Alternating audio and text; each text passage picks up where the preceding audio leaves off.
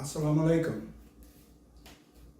In the most holy name of Allah, who appeared among us, the black man and woman of America, in the divine person of Master Farad Muhammad, W.D. Farad Muhammad, as he signed his name. And in the name of his divine servant and messenger, the most honorable Elijah Muhammad, I greet our listeners, our viewers, those of you who have taken the time to listen to us, the greeting words of peace and paradise, the greeting words of salvation in the Arabic language of Assalamu alaikum. Brothers and sisters, we thank you for joining us. This is Muhammad's Temple of Islam United Sunday lecture, or lectures, because we have them every week. And we of the Nation of Islam, which has been in existence for close to 90 years, we want to bring you the truth as taught to us by the Honorable Elijah Muhammad, who met God in person in 1931 in Detroit, Michigan. And we are taught in Islam, whenever we start our meetings, wherever we come together asking Allah to bless us. And that is done in an institution called the Prayer Institution. So I'd like you to join us in the opening prayer, the prayer that is said by millions of Muslims all over the world. It is called the Al-Fatiha, or the opening. Please join me. Whatever religion, whatever persuasion, whatever philosophy that you are under, we ask that you join us in asking for Allah to give us success. In the name of Allah, the Beneficent and Merciful.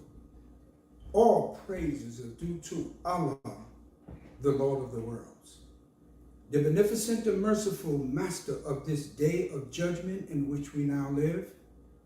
Thee alone do we serve, and thee alone do we beseech for aid. Guide us along the right path, along the path of those who thou hast bestowed favors, but not along the path of those whom thy wrath is brought down, nor along those who go astray after they have heard thy teachings.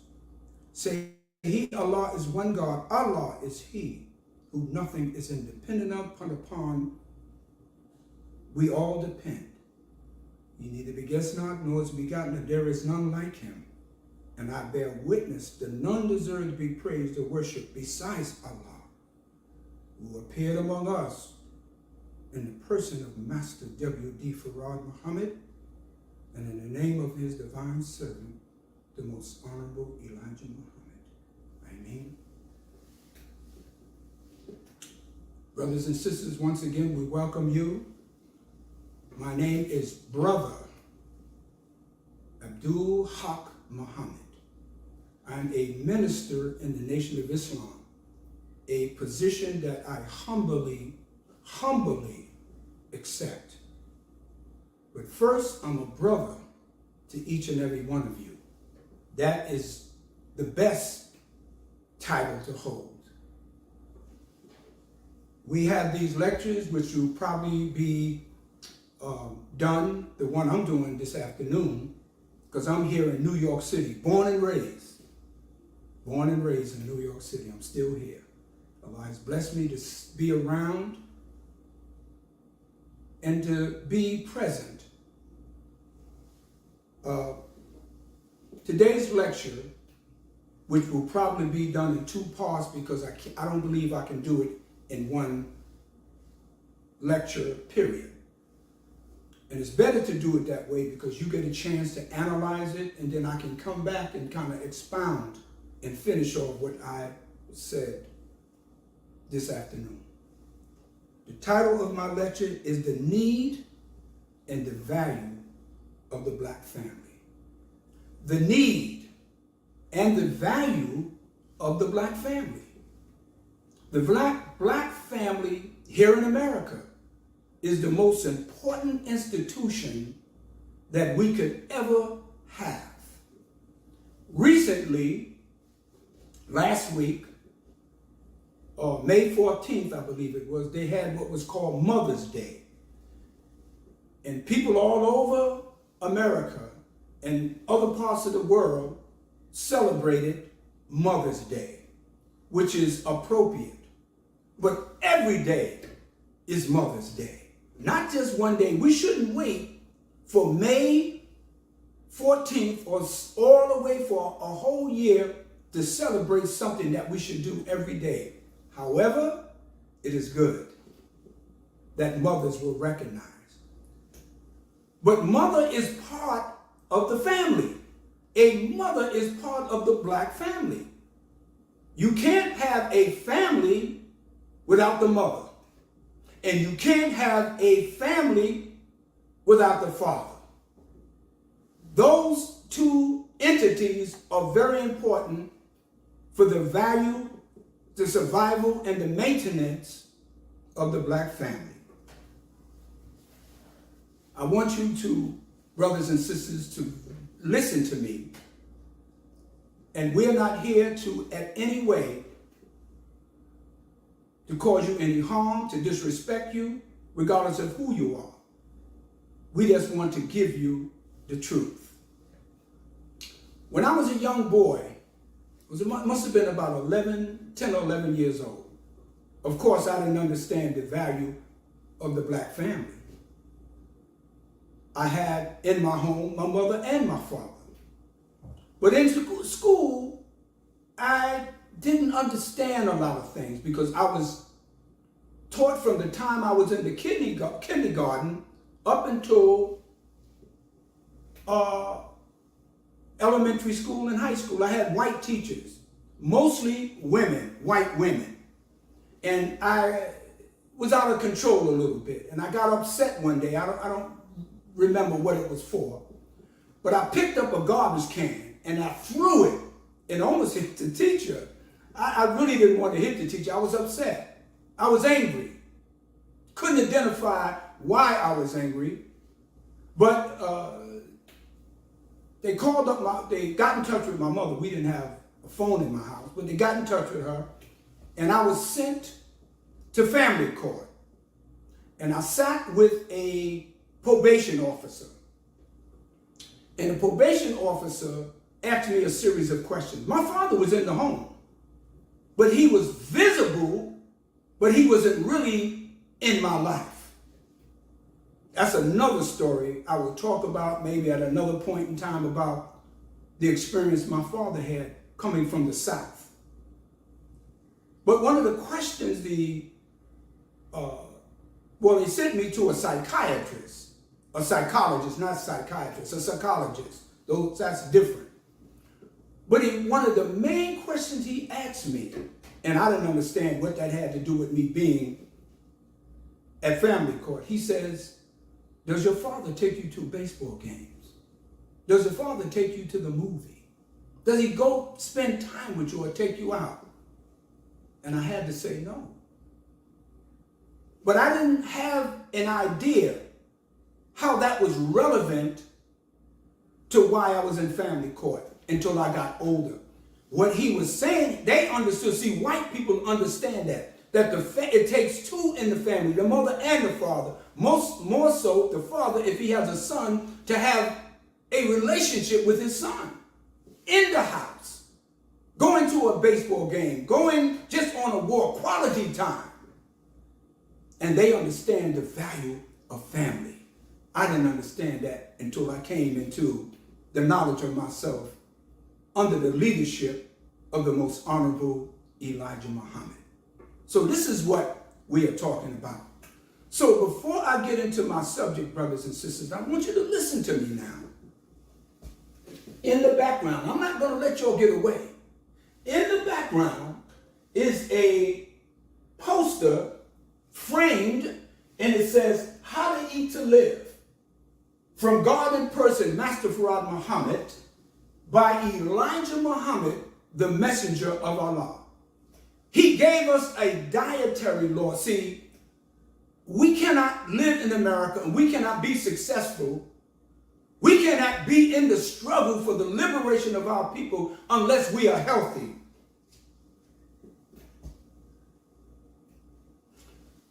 In the last 2 or 3 months, in my community, and you probably know some wherever you are, whether you're in California or Texas or South Carolina, North Carolina, Connecticut, Mississippi, you know that our people are dying in record numbers because of poor health. And the reason why they are dying because of poor health, because they're eating poor food. Food is the #1 killer. The Honorable Elijah Muhammad taught us. He said either food can keep you here or it can take you out. So there were 4 young men, virtually young. In the last 2 months, and where I live, these young men I knew, all of them were younger than me. They died. They had diabetes. They had heart trouble. They had kidney failure. They had respiratory problems. They were smokers. They were drinkers. They snorted coke. Good young men. All of them were the age, some of the age of my children. They knew my children. They grew up with my children. Poor health. Do you know we only live, the average lifespan of the human being is about 80 years old. Of that 80 years, they say we sleep about 25 years of our life. We're asleep. So you only living about 50 years. All that other time you sleep. Sleep is a semi-form of death. You sleep, you're in almost in a coma, even though you're having dreams and visions and things like that. But you're asleep. We want to live a long life, but we want to live a healthy life. We're the only species, the human being, that die at the age of 80, 90 years old. That's no time. But do you know, they said the average turtle, an animal, lives about 150 years. Its very makeup and the things it eats and the position it is in the nature of its existence, it causes it to live about 150 years. They have sharks in the ocean. They found one shark. The shark was over 272 years. One of the reasons is it lives in water. Water, Mr. Muhammad taught us, is the source of all life. He said that Master Farad Muhammad told him, if you can find the first drop of water, you'll find the beginning to life in the universe, because it has to have water, H2O. There are trees in California, in Yellowstone Forest, that's over 1,500 years old. Could you believe that? And in the tree is the same elements, the same minerals that is in the human body is in the tree. But how come a tree can live that long and we're dying at 50, 45, prostate cancer, all kind of diseases? Because we're not eating properly, and it's taking us out. This is the book, and I'm not letting y'all get away. See, we like to talk about everything but our health. Don't mess with my food, man. I got to have, when I'm watching the NBA finals, man, I got to have me some Captain Crunch. Got to have me some chicken wings and some French fries. But we are killing ourselves. Nothing wrong with having that every now and then, but not all the time, every day. So in this book called How to Eat to Live, book number 1, book number 2. The Honorable Elijah Muhammad says, now listen, he said, eat to live and not to die. Profound statement. We shouldn't just eat for taste. Things should taste good, but it should be healthy also. It should be good in its nature. The Bible teaches us that God, in the end of the world, when he comes, will prolong the people's lives because they have been eating because they have not been eating the proper foods, both spiritually and physically. Living less than 100 years is a very short life, he says. People in this world admire one who lives 90 years, which is a very short time, in relationship to the time in the universe.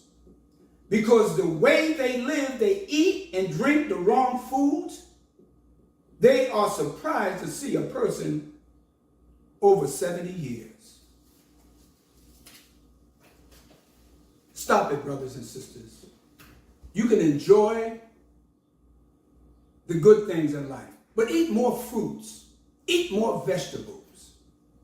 And the reason why our people in the South, live long because they ate fruits and vegetables. They ate collard greens and mustard greens and turnip greens. They lived off the land. That's the only thing. Even though they ate pig knuckles and pigtail and hog-egg cheese, it balanced it out because they lived on the farm. They didn't have McDonald's and Burger King and Taco Bell. They ate what they had. So brothers and sisters, please eat better and you'll be better and you'll live longer and you'll live a healthy life. There's no reason, I'm in my 70s, believe it or not.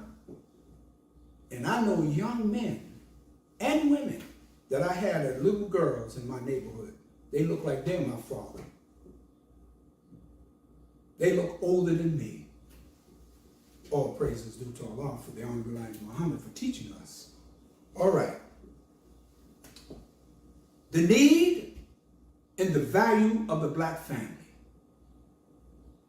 The need and the value of the black family.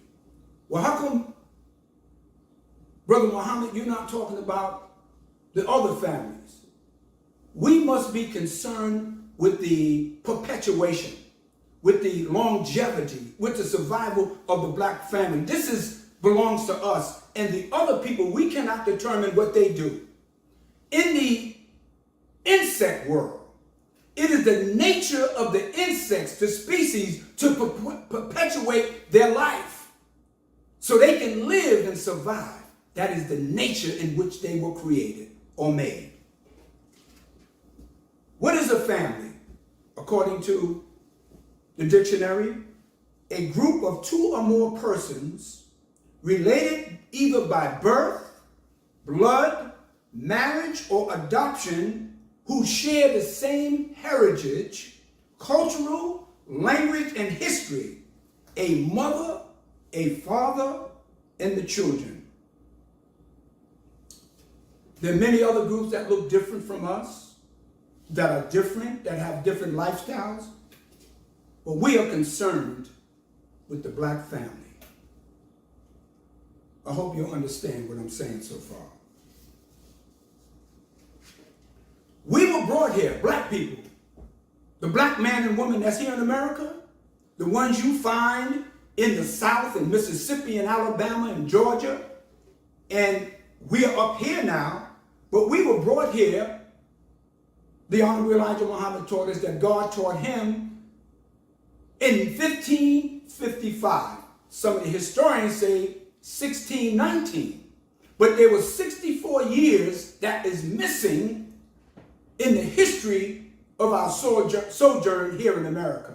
That 64 years is when they made us a slave.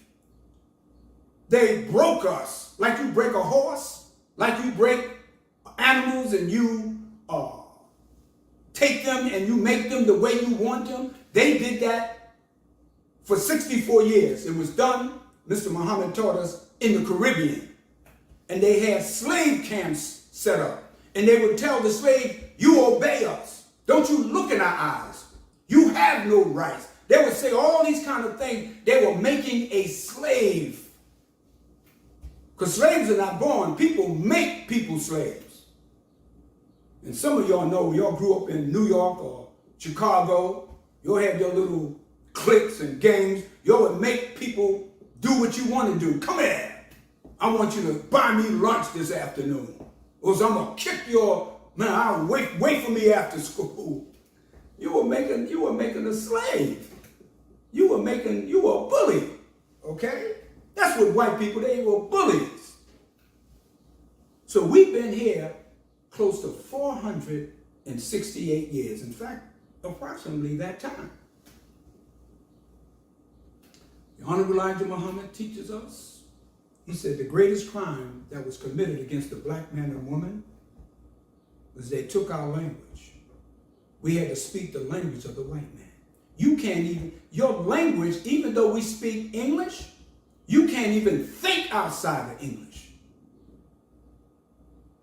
Some of you don't even know how to speak another language. You here in America with all kind of people, you go to other countries, you can't even speak their language. You have to get instruments now called Babel to speak the language.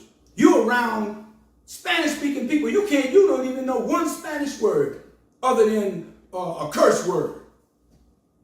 I grew up with brothers and sisters that were Puerto Rican. I was in their homes, ate their food, friends of mine. I learned basic language of Spanish. You don't even know how to say hello or goodbye or good night. There's a joke that they say. They said, what is a person that can speak two languages? He said, he's bilingual. What a person that speaks three languages? Trilingual. What is a person that can speak one language? An American. There's in my neighborhood, there's a store. There's a store. A bodega, a grocery store. And the young men that run the store, they're young Arabs. They come from Yemen. They can speak 5 languages. They can speak Spanish. They speak English. Some of them speak French, Arabic, and I speak to them. I say, Assalamu alaikum, rahmatullah, barakatuh, kefala, kafalu. That means, how are you? And they say, Tahid, alhamdulillah. And I ask them their name, Masmuka, which means, what is your name? And he responds, y'all don't even know how to do it. Y'all. So the worst thing that they did to us is take our language and give us the white man's language. And because you speak English, you can't even think outside of English.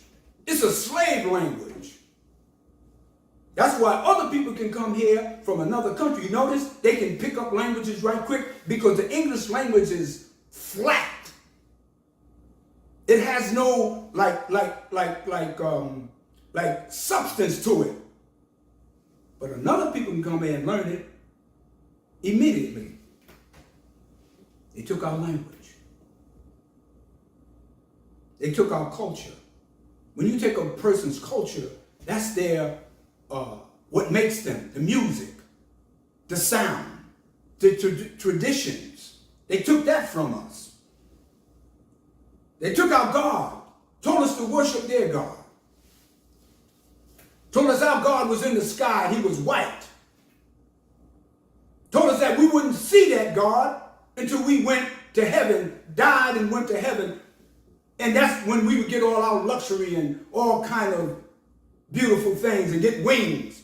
Where he had all of that right here. The white man told you that you would get your wings when you go to heaven, and he got a Delta Airlines flying up all over the world. JetBlue, he got his wings. He took our religion, told us we were Christians. And in the Christian religion, they told us that we should love our enemy. And if your enemy slaps you on one side of your face, you give him the other side. What kind of religion is that? The white man believes in Christianity, but he went to Germany. He didn't turn his other cheek when he was fighting Hitler, when he went into Afghanistan, when he went to Iraq, when they went into Tulsa, Oklahoma and bombed us. What happened to Change it, or turn the other cheek and love your enemy. Listen, brothers and sisters, we in 2023. I hope everyone is all right. I hope you're listening. They took our mores and folkways, all the things that make up a family, that make up a people. They reduced us to almost like animals. And they fed us pork, chitlins, hog maws, and pig knuckles, and pig feet. I grew up eating that stuff. So that's all we had. Black-eyed peas and lima beans and rice. That's what my mother cooked.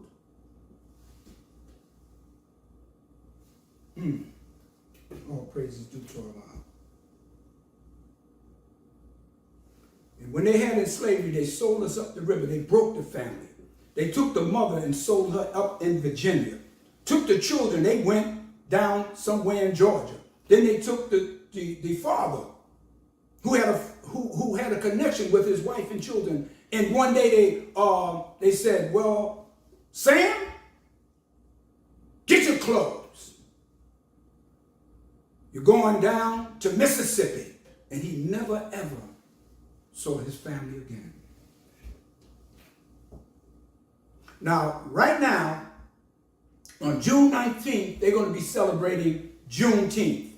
Some of our people are celebrating Juneteenth for the first time. They don't even know what it's about, why they call it Juneteenth. How did that celebration or observance happen? The people in Texas, Galveston, Texas, they know what it is. They've been celebrating that for many, many years. We just caught up. And stop letting the white man commercialize and you going along with it, our celebration called Juneteenth. They had one sister out said, Juneteenth malted milk shake. No, teach the people what it is first. In 1863, they enacted the Emancipation Proclamation in 1863. And the black man and woman were considered freed by Abraham Lincoln. But it wasn't until 1865 that the black people that lived in Galveston, Texas, for 2 years, they were still enslaved. They didn't even know. They didn't even know what was going on. They were never told because the white men in Texas never wanted to end slavery. So this is how Juneteenth came about. It was on June 19th, 1865 that they found out that they were free. And at that point, they began to celebrate. That's how it came about. That was in Galveston, Texas. For 2 years, they didn't know what was going on. There was 250,000 of our people that were still enslaved during that period. And you know what the first thing they did once they found out? Once they found that they were free? Do any of you know the first thing they did? The first thing they did was went on a search for their mothers, went on a search for their fathers and their children that had been taken from them, that the black family, this is why we said the need and the value of the black family. That was the first thing they did. They went on a massive search looking for their families that had been sold up the river. Some of them, when they found them, they had died. They didn't even know who their parents was. So that's why the black family is very valuable.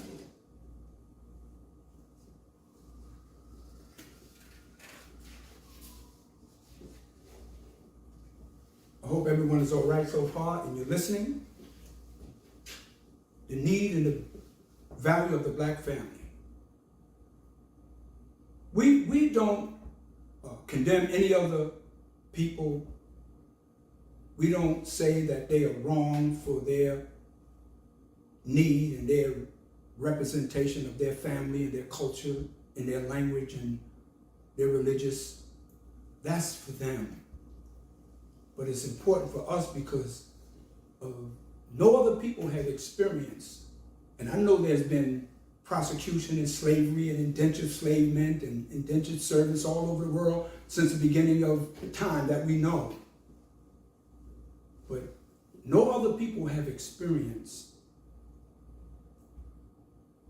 the slave experience like the black man in North America. Nowhere in history will you find what they did to us. Yeah, there was murders and killing, but when you take a people's very existence to be a human being from them, you take everything that makes them a family, and you almost kill them. This is why they say, know your roots. A tree without roots is dead. A people, a family without roots in history is also dead. We're moving right along, brothers and sisters. Like I said, this will probably be done in a two-part, but get the first part.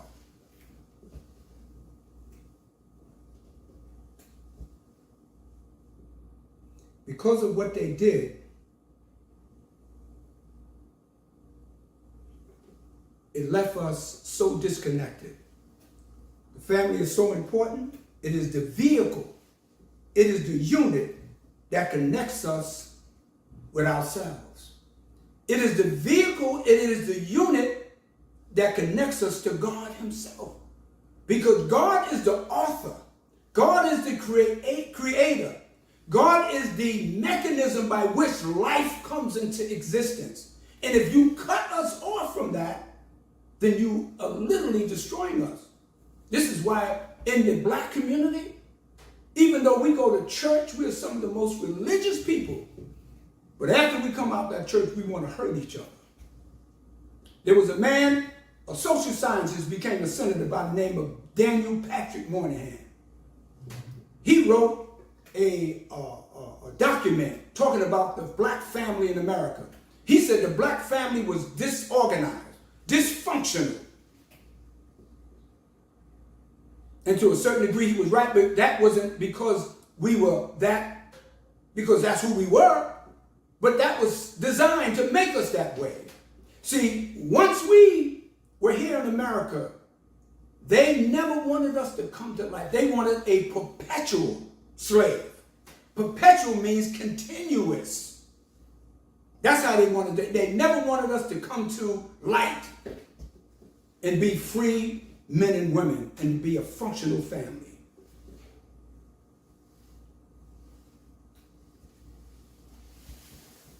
This is one of the books that we believe in. It's called the Holy Quran. It is called in Arabic Kitab. Kitab. It is the book. It is the best collection, Al-Quran. It is the best collection of scriptures revealed to Prophet Muhammad, may peace be upon him. Man and woman, very important. In the 49th surah, in the 13th verse, let me read that. Just give me a little minute. 13th verse. This is Allah speaking. O mankind, surely we have created you from a male and female, and made you tribes and families, that you may know each other. Surely the noblest of you with Allah is the most dutiful of you. Surely Allah is knowing and aware. So the operative words here in this verse, we have made you man, male, and female, created you. Not to hate one another, not to despise one another, but to surely let you know each other in your purpose in life. If you notice, we have children all over in these communities. Mother and father not together. Some of you black men, you got children here, there, and everywhere. When I was a parole officer in New York State, I had a young brother that was on parole supervision. he began to cry as he sat in my office, talking about his family. He said the worst thing he said, I was in prison doing about 15 years. He said, I was in the shower, sir. He said, I was washing, and a man stepped in, and he said he turned around. You know, in prison, you got to turn around. You don't know what's going on you. You know, there's a lot of deviant things that happen there. He said when he turned around, he looked in the man's face. He said he thought he was looking in a mirror. He said that was his father that he hadn't seen in about 20 years. See, the black family disconnected. We got to bring the black family together and solidify it.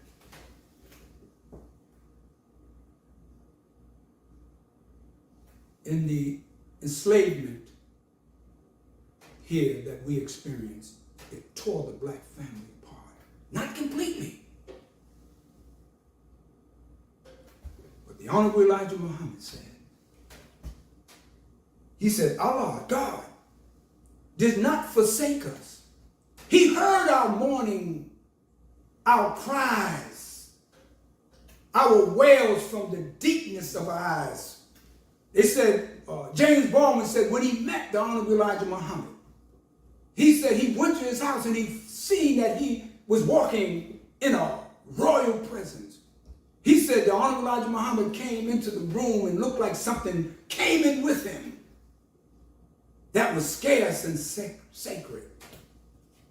He said he looked into his eyes. He said he had a smile, a welcoming smile. But he said when he looked into the eyes of Elijah Muhammad, he said he saw the pain of 400 years that black people, and he was carried, he said, a pain so deep, so constant, that here was a man that was giving his life for his people. The Honorable Elijah Muhammad said, God did not forsake us. And in the book of Genesis 15:13, the Honorable Elijah Muhammad would explain to us, because sometimes we don't see ourselves in the Bible. We think it's about someone else. It's something that happened 2,000 years ago. But the Bible is a book of prophecy. Genesis 15:13. Abraham is addressed by God. Abraham tells God, know for surety, in the 15:13 of Genesis, the word Genesis comes from the word gene. Gene is the makeup, the blood DNA inside the human being. He said, know for surety that your seed will be a stranger in a land that is not theirs. And they will be afflicted 400 years. He said, but this is God talking. Well, God's going to come. He said, but I will come and judge the people who you were a servant to. And you will come out with great power and substance. The Honorable Elijah Muhammad said, that's the black man and woman of America. That's the black family. Okay? And in 1931, in Detroit, Michigan, I think in the spring, the Honorable Elijah Muhammad met a man who said his name was W.D. Farrar, sometime using other names, Mr. Ford or Mr. Farrar.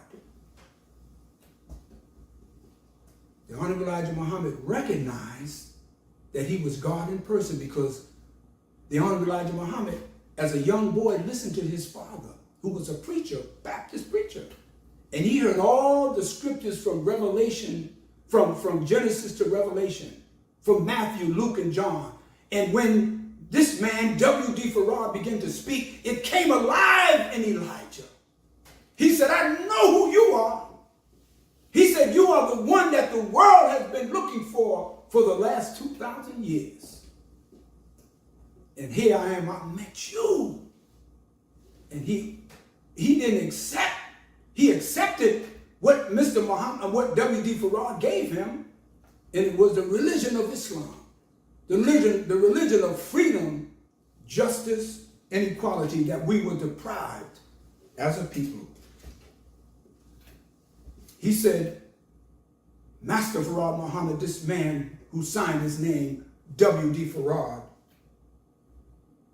had searched in America for 20 years, looking and searching and, just making himself invisible, but yet visible in certain areas until he found that one. Because he needed that one because he was going to deal with a difficult people. We are hard-headed, stiff-necked, and rebellious people. You know that, right? You tell us one thing, we do something else. We do something else, you tell us something else to do. And he found one because he knew he was going to deal with a difficult people. And that the Honorable Elijah Muhammad, see, God chose the Honorable Elijah Muhammad. As all prophets and messengers were chosen, he raises them from among the people. He don't send them from a foreign land. Abraham was from among the people. Moses came from among the Israelites. Jesus was born and raised in Palestine. He was from the people. He didn't come from someplace else. Prophet Muhammad was raised in Arabia, born and raised. He didn't come from out of the sky. So he raised among us a man, the most honorable Elijah Muhammad. The need and the value of the black family.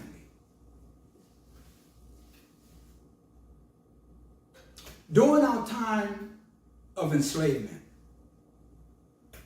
the black man couldn't be a man. The slave master wouldn't allow it, or to allow our ancestors to be men, the males. He would tell Ernest, Sam, Clifton, you do this. I want you to do this here, and you bet not rebel. I want you to pick up that bale of hay. I want you to stay out in that cotton field or that tobacco field all day until I tell you to come out. And if the black man tried to show any compassion or any sympathy for his children and his wife, he told him, go sit down. I'll take care of that. The black man watched his wife, watched the white man, the slave master, go into his woman. And he couldn't say a damn word, else he would be beat, whipped, or even killed. Some of the children that was running around wasn't even his children, was the slave master's children.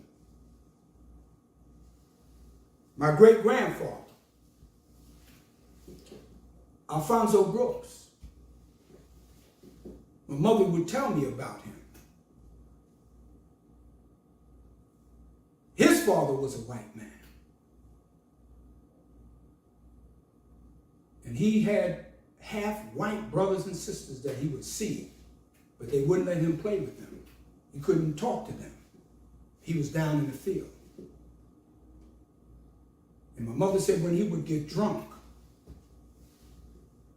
he would go into town and all of it, the pain and the anguish would come out, and he started cursing and telling what they was doing to us. And the white man said, oh, don't listen to Alfonso. He just talking, he drunk. That's that liquor talking. But he was a proud man. And he married a jet black woman by the name of Mozilla. And they had children, my mother's and father, my grandmother, and my grandfather, William Brooks. But he was a proud man. He built his own school, the Brooks School. And I looked at a picture of him. He looked like almost like a white man. But you could see the original blood in it. He had some keen features. If you look at him, you would say, well, he looked Puerto Rican or something like that. But he was my great-great-grandfather. But they wouldn't allow the black man to be a man. He couldn't raise his children. He couldn't get married. If he got married, That woman may have been sold. Then he had to get, and they would breed black men with other black women so they could produce more slaves in order to work on the farm. They used the black women as a tool, made them work. Even when they were pregnant, they had to still work in the field. And the black woman couldn't show any love and compassion, any intimacy for her black man. They were almost like inanimate objects in that environment. Think about it, brothers and sisters. See, these are the kind of history they don't want you to know. That's why the white man right now is against what they're calling this learning. And they want to remove all the books from the public schools. Critical thinking. No, don't teach them, because in that it will expose, it would make us start, see, they would just give us what they want in this critical thinking situation of these books, but it would make us move quicker and more diligently to find out more about ourselves. The Honorable Elijah Muhammad said, and some of you remember this, he wouldn't make us feel like we were men. And during the 50s and 60s in this country, black women, a lot of the black families were on welfare. My family's on welfare. We used to get that welfare cheese, that welfare butter, that Spam, powdered eggs. We used to get all of that stuff. And my mother used to have to hide that my father lived there in order to get the welfare checks. I had many friends that they couldn't tell the welfare representation or the public assistant that was a man living in the house. We used to have to hide an iron or a toaster. You couldn't have those kind of things because they were taking the man out of the home. You saw Claudine with James L. Jones and Diane Carroll, and how James L. Jones went off in the welfare office. You want me to be a man, he said, but you don't want me to raise my children and take care of them and love this woman. They took the black man out of the home because they were breaking the black family. That's why, brothers and sisters, if you got a woman, you got a husband or a man, cherish that relationship.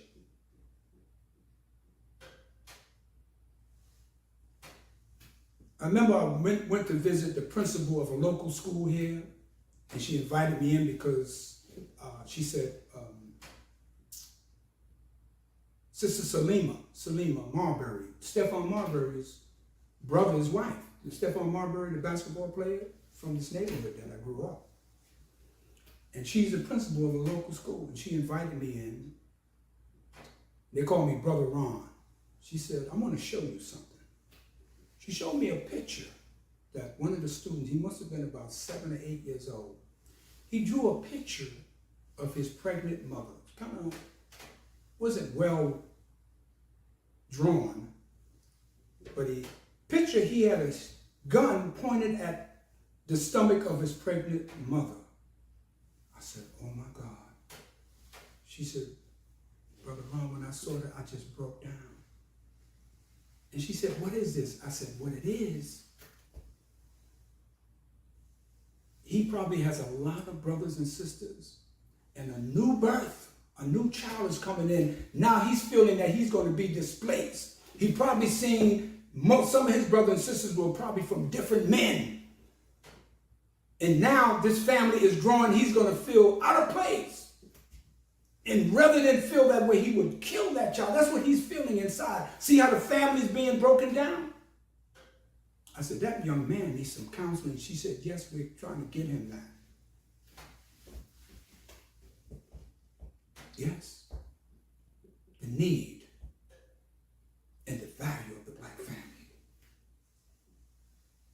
The Honorable Elijah Muhammad, each of us, the black man and woman, have different roles because we live in a time now where black women say, well, I don't need a black man. And black men said, nah, I don't need no black woman. I can go to other women and get that if I just want to have sex. Because I'm a player. And I like to play. But see, there's different roles. You got to understand your role in the black family. In the animal kingdom, and now I know you say, well, I ain't no animal, but you have to understand the nature of life. The nature of the development of the human species in the animal kingdom all over the earth. The lion is the king of the jungle. When the lion roars, the jungle shakes because they know that the lion walks. This is why in Egypt you have a statue that is called the Sphinx. That's what the Greeks call it, but that's not its original name. It has a body of a lion and a head of a black man, thick lips and broad nose, that Alexander the explorer shot the nose off because it was a thick, broad nose like mine and yours. And the real name, the true name of that, they said is Abu Simbel. But the true Egyptians, that they don't call themselves Egyptians, they call Misraim. That is the name out of Kemet. It's called Abul el-Hal, which means the father of civilization, the father of all time. The lion is the king. He takes care of the family. He makes sure the lion den is protected. And the female lion, sometimes she goes out and hunts for the food that they need. She might move against a rabbit, a deer, an antelope to bring that back to the house. And you know what? They only hunt because they are trying to survive and eat. But the human being, this is why we have so much violence in America. Violence going out of style, mass shootings. We're the only species that kill for sport. We'll take the blood, spill the blood of our brothers and sisters just because we had a beef with them. But the animals only fight to eat and to survive. All praises due to Allah. Excuse me, brothers and sisters, my mouth is a little dry. I need some water. Yes, sir. All praises due to Allah. Water, the source of all life. The need and the value of the black family. Because we were so disconnected. The black family was desolate and destroyed to a certain degree. God sent us a man. He sent us a man. He didn't send no angels. He didn't send some kind of mysterious entity. He sent us a man. In the Holy Quran, parts of the Holy Quran said, if you were angels, I would send you an angel. But you were men.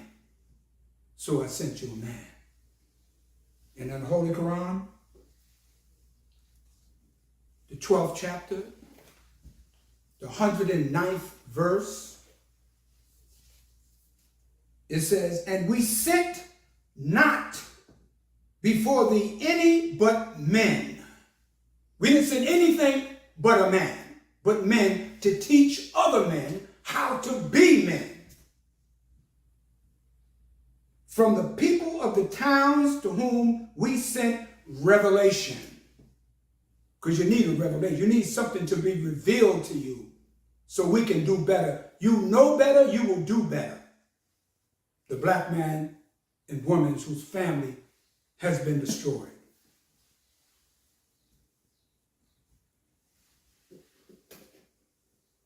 And in 1931, again I say, God in person. And you say, God in person, a man? Yes. Always was, always will be a man. a human being. You go throughout the Bible and the Holy Quran, all those things it's talking about human beings. It's talking about human beings. It's not talking about something spooky, something mysterious, some spirit.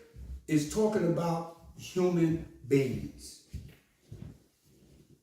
We have a role. Man has a role and responsibility, just like in the animal kingdom. See, inside every boy, there is a man. Just like inside a seed is a tree. Inside the tree is fruits, apples, and vegetables. And inside every girl, there is a woman. But that tree, that seed has to be watered, has to be nurtured, has to be cultivated until it begins to grow and develop and blooms into beautiful flowers that we admire. Because at one time it was a seed. Inside a boy, there is a man. But that man, that boy has to be nurtured and trained and taught and developed. In the black community, boys are not, black boys are not taught how to be men. They have babies. You notice that black men, yo, son, I'm going to my crib. A crib is where babies live and exist. But a man doesn't live in a crib. He lives in a house. He owns a house. He develops a house. Men, boys, work on a job. But men create their job. That is what has to be done. That is what a man does. Boys play. Men create. Boy builds mud huts and mud things in the grass as he's playing as a little boy. But men build civilization and houses and industry. We both have a role and responsibility.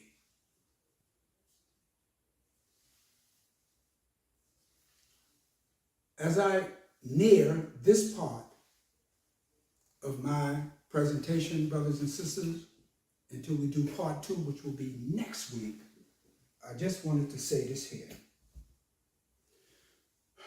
You have to know your role. When you know your role, you know your responsibility and what you have to do as a man or what you have to do as a woman. There are women in the Bible as equally as men. There are Sarah, Rebecca, Miriam, who they call the prophetess. There's Deborah. They said she was a judge. There's Esther, Mary Magdalene, all kind of women in the Bible. The mother of Jesus, and some of the most diligent and fearless women came out of Africa.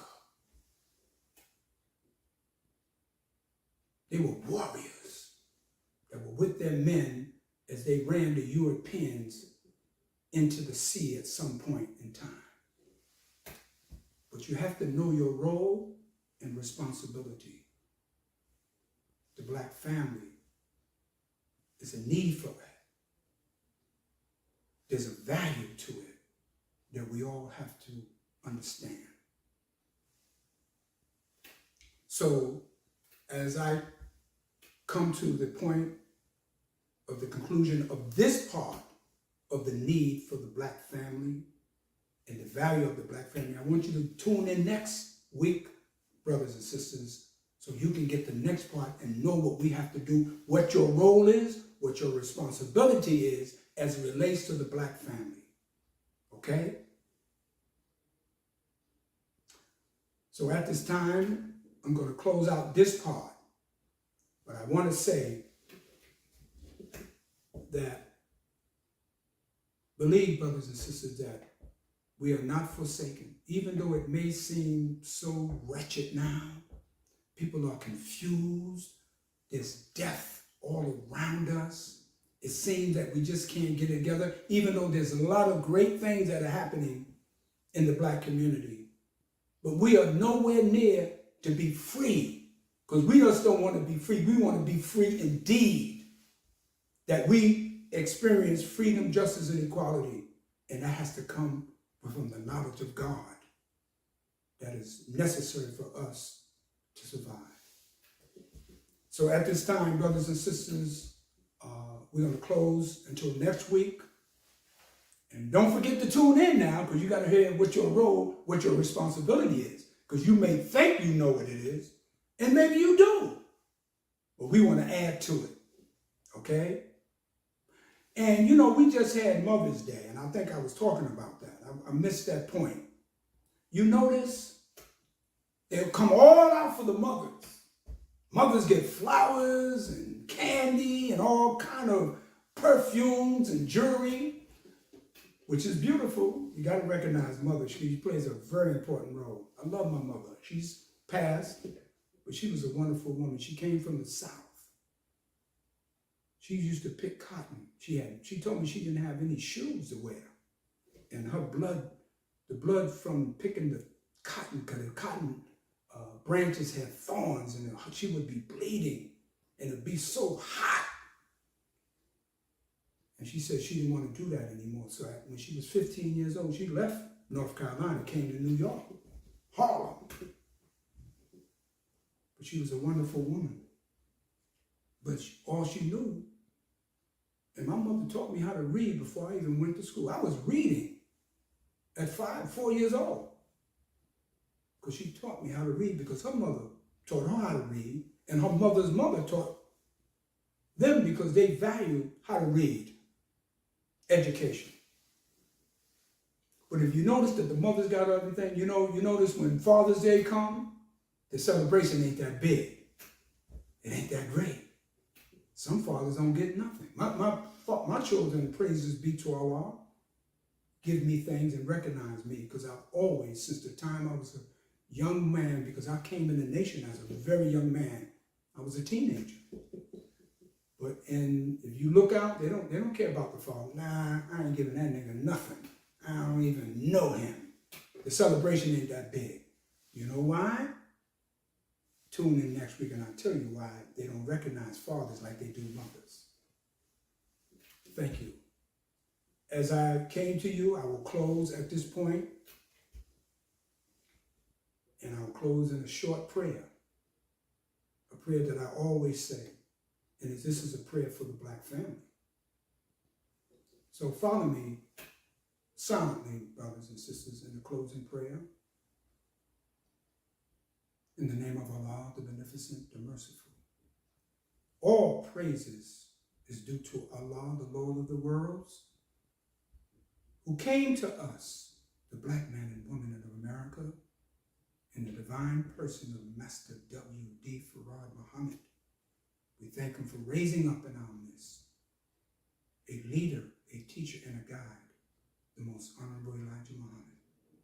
O Allah, we ask thy help, and we seek thy mercy. We ask for your forgiveness. We ask that you strengthen us with the knowledge, wisdom, and understanding that you have departed through your messenger, the Honorable Elijah Muhammad. O Allah, in this time of judgment here in America, in this time of confusion and mass murder, in the time of hunger and thirst for wisdom and knowledge, we ask that you protect us. Again, we ask for your mercy, because we know that you are the oft returning to mercy. Oh Allah, if we stumble, if we fall, if we make a mistake, bless us to get up again. Make us better today than we were yesterday, and make us better tomorrow than we are today. Strengthen the Black family, bring us together. Let us see that which is the best for us, so we can survive and move into the hereafter. Oh Allah, we ask that you bless our mothers and fathers, our sisters and our brothers, our nieces and nephews, our children, our grandchildren, our great-grandchildren, and bless all those that of truth and righteousness, whoever they may be. We ask all of this in your name, and of course in the name of your servant, the most honorable Elijah Muhammad, the messenger of Allah. Amen. Brothers and sisters, thank you again for listening to us. We hope that you come back with us next week for the Sunday lectures. I greet you in the greeting words of peace and paradise in the Arabic language. Assalamu alaikum. Taught today on Islam is true, and you would like to learn more, or you are ready to accept and reclaim your own, contact the Lost Foundation of Islam Muhammad's Temple United at 623-312-4352. Again, that's 623-312-4352. We thank you for joining us today, and we ask that you return next Sunday and invite your family and friends. We ask your support so that we may continue to get the truth out to our people. You may contribute by donating to our Cash App at $MT United. That's $MT United. The Lost and Found Nation of Islam, Muhammad's Temple United, is seeking to unite with all of the believers in temples across the country. If you are a member or a part of a temple, or if you have a temple, contact us and let us unite, one nation under one way of life, Islam as taught by the Honorable Elijah Muhammad. Don't see your city or state? Let's change that. Let's unite and put your temple on the map of unity. Let us not come together in unity in belief only, but let us come together and unify as one in practice. The time is now, black man and woman. Your nation awaits you. Assalamu alaikum.